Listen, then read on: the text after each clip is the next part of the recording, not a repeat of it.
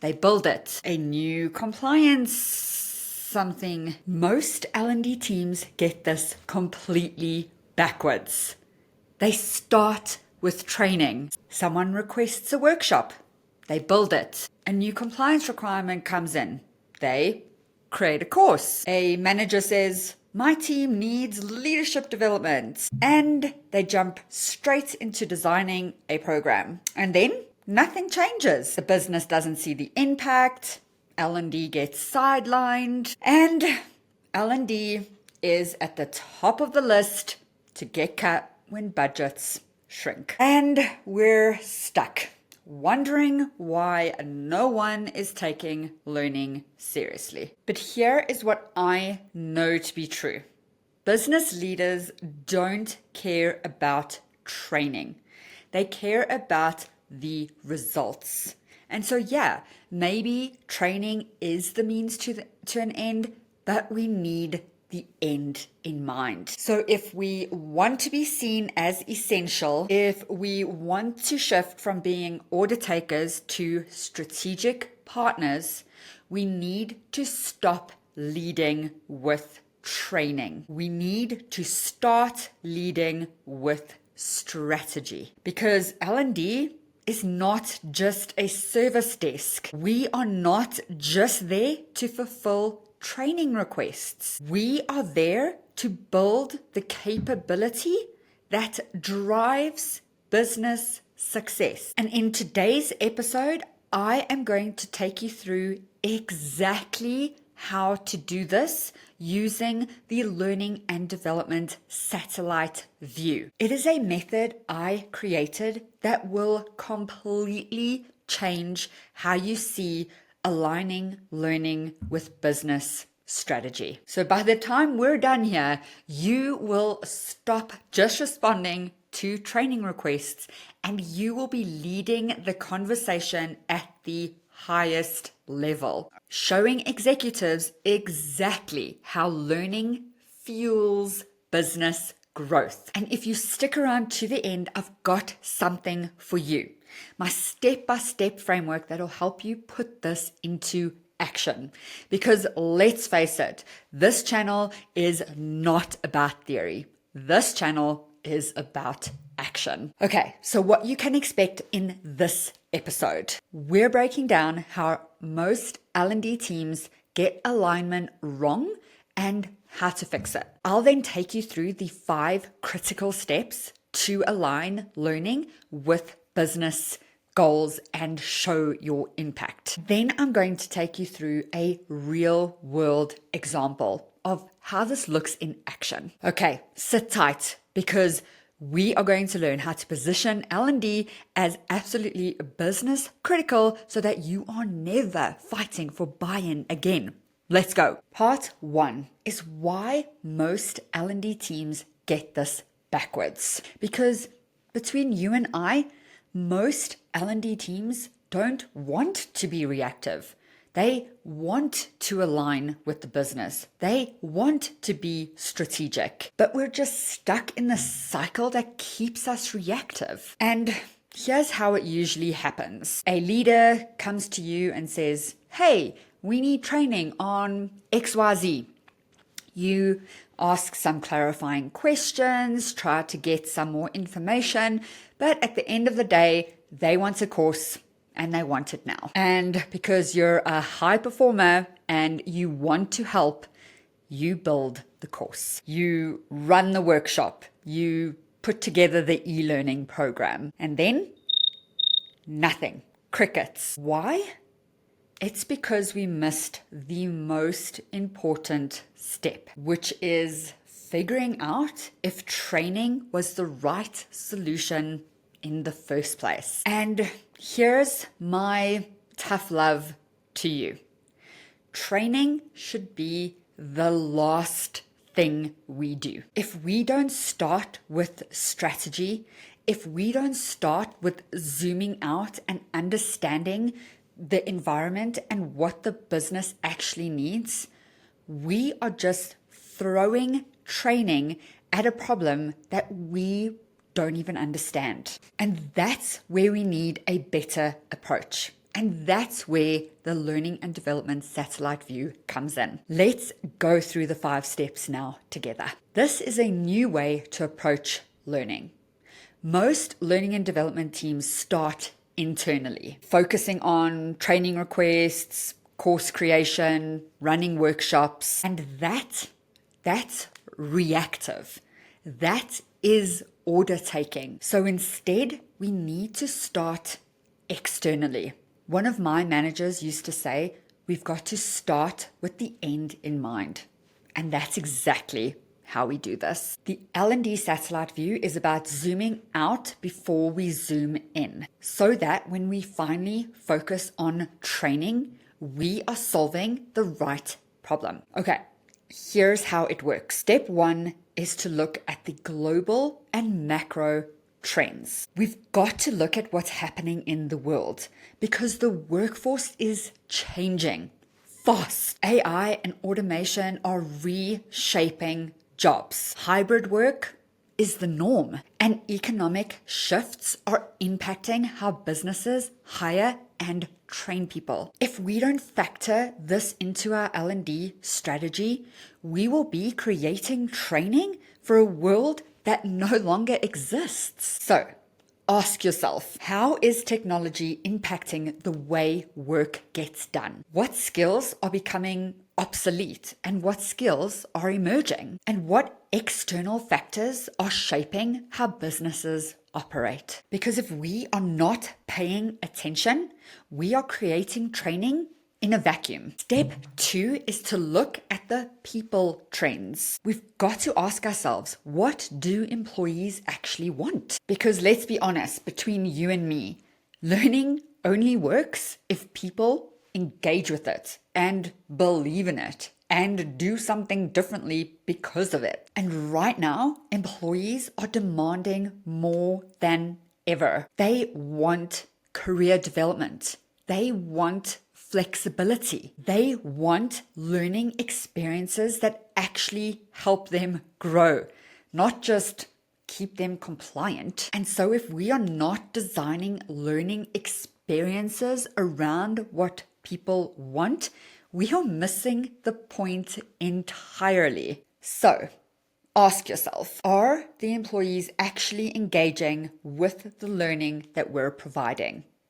Why yes, why no? Dig deeper there. Do they see learning as valuable, or is it just another task on their to-do list? And are we offering learning experiences that actually support their career goals? Because if employees aren't engaged, it doesn't matter how phenomenal the training is that you create, it won't stick. Okay, step 3 is to look at your industry. What is happening in your specific industry that you work in? Every industry is evolving, some faster than others. So some industries, jobs that were around even a decade ago, are now completely obsolete. Others are facing skill shortages that the way they respond to this could mean that they either thrive or completely collapse. Yet most L&D teams that I speak with don't even track this. They build learning programs for what the company needed, worst case scenario, what the company needed 5 years ago, best case scenario, what the company needs today, but no one is thinking about what the company needs in the next 5 years. Just think about how technology has changed the way we work within the last 18 months. AI, automation, and digital transformation aren't just something we watch in a movie anymore. It's not just some futuristic thing. It is here. It is now. And they are fundamentally reshaping how we do work, which means they are redefining what skills are essential. Let's say you're in an industry like the financial services. 10 years ago, it was all about compliance and customer service. Those two things would have been what L&D were focused on. Now it's about cybersecurity, AI literacy, and offering the clients a digital-first experience. A learning team that still focuses on compliance and customer service is completely missing the boat. Or take retail, for example.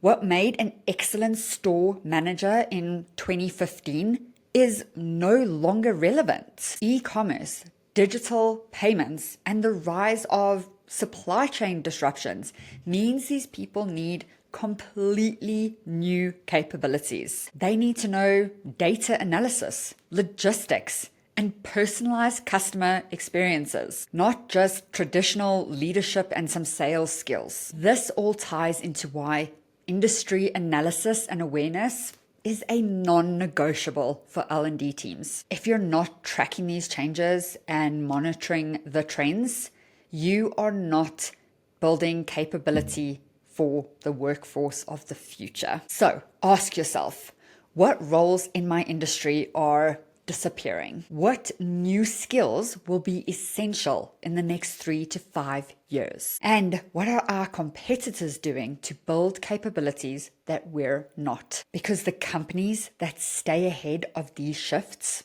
they win. And when you're part of a winning organization, your career is sorted. Okay, step 4 is now finally zooming in.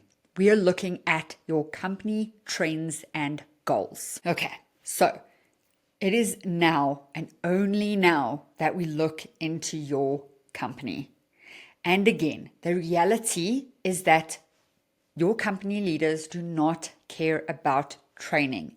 They care about results. And if L&D isn't directly tied to those outcomes, you're always going to be an afterthought. So this is where you get crystal clear about the business strategy, not the generic, we value our people sort of stuff. No, the real tangible stuff that matters and that's going to be measured. Maybe your company is expanding into new markets. Maybe they're prioritizing customer retention. Maybe they're focused on innovation because they're losing ground to competitors. Whatever the business priorities are, your learning and development strategy should be tied directly to the entire thing. Let's go through some examples. So if your company is focused on revenue growth, then your learning strategy needs to be focused on sales enablement, customer experience, and leadership development for high potential teams. If your company is struggling with employee retention, then your L&D initiatives need to be focused on career development, manager effectiveness, and internal mobility programs. If your company is prioritizing digital transformation, then your L&D strategy needs to be around AI adoption, digital literacy, and general upskilling for skills of the future. L&D cannot afford to operate in isolation. Every training initiative, every workshop, every development plan needs to link directly to the business goals. What are the executives working towards? And for every single one of your initiatives, you should be able to answer with crystal clarity this one question. How does this help the company achieve its goals? And if it doesn't, it's not strategic. It's just an ad hoc activity. Okay, step 5. Now, and only now, do we think about training. Because by this stage, we are not just throwing training at a problem. We are designing intentional learning initiatives that will solve business problems. We're asking the right questions. What training is working? What's missing? And what needs to be engineered to drive impact? This is where training fits in, not before. But most teams I speak with, I've worked with, do this step first. They start with training, hope it lands, and then try to justify why it was valuable. And that is why they struggle to prove impact. By following the L&D Satellite View, we reverse this approach. We start with the business problem or the business goals, and then we work backwards from there. And this shift, it changes everything. Because when L&D is positioned as the function that enables business success, we stop fighting for buy-in. We become indispensable. Okay, and I would like to bring this all home in a real world example. This is from my own personal experience, and I like to share it because I have lived through both sides of this coin. I lived through a company that got it right and companies that did not get it right. So in company A, we were that tactical L&D team. And no matter how hard I tried to be strategic and think bigger picture, it was all about the training requests. This company wanted us to put workshops together, wanted us to put just training slide decks together, wanted us to build e-learning, wanted us to buy off-the-shelf content and just make it available for everybody. We worked hard, we got the content out to everyone, but nothing changed. And when budgets tightened, guess which department was the first to get cut? Yeah, you guessed right.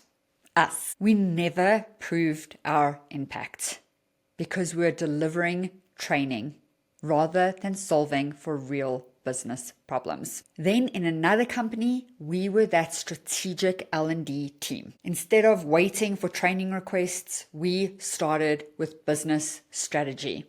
In fact, our leaders in our function drived strategy. They helped put strategy together. We mapped out the business priorities and we reverse engineered learning initiatives that supported that.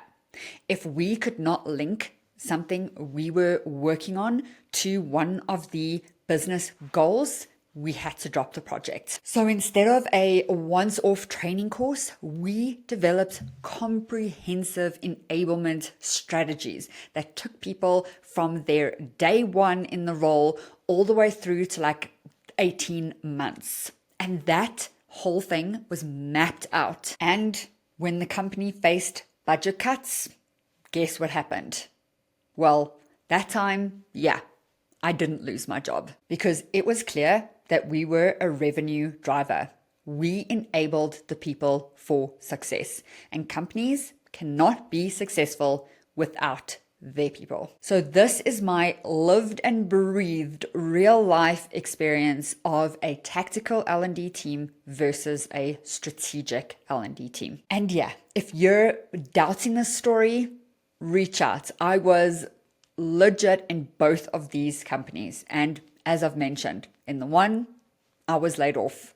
In the other, I was not. Okay, just before we wrap this up, I want to talk to you about my L&D Alignment Roadmap, which is a step-by-step framework that can help you take this and use it in your organization. So it takes everything that we've covered today and breaks it down even further so that it is in actionable steps that you can grab and literally do tomorrow. It walks you through how to analyze business strategy and align learning with that strategy. It walks you through how to build executive buy-in by having the right conversations and using data. And then it shows you how to measure learning and development impact and position it as a business driver. And here's the best part. It's not expensive. It's less than $100. You can grab it in the description below. It's a course available on Udemy. So if you have Udemy, it's actually free, but if you need to buy it, it's less than $100. So grab the link in the description, check out the course, and start leading L&D with strategy and not training. Okay, let's wrap this thing up. Now that you know how to align L&D with the business, the next step is to show impact. Because let's be honest, alignment is half of the battle. So yes, half of the battle won, but one of the biggest challenges comes in when it is showing our value. So in episode 3, we're going to show how you can measure and prove L&D's impact so that they can see you as not only valuable, but as essential to company success. So make sure you subscribe to this channel so that you will be the first to know when episode 3 drops. And let me leave you with this. If your company fully understood the impact of learning, how would you change your role? And that is the shift we are making. That is why this matters. So I will see you in episode 3. Bye for now.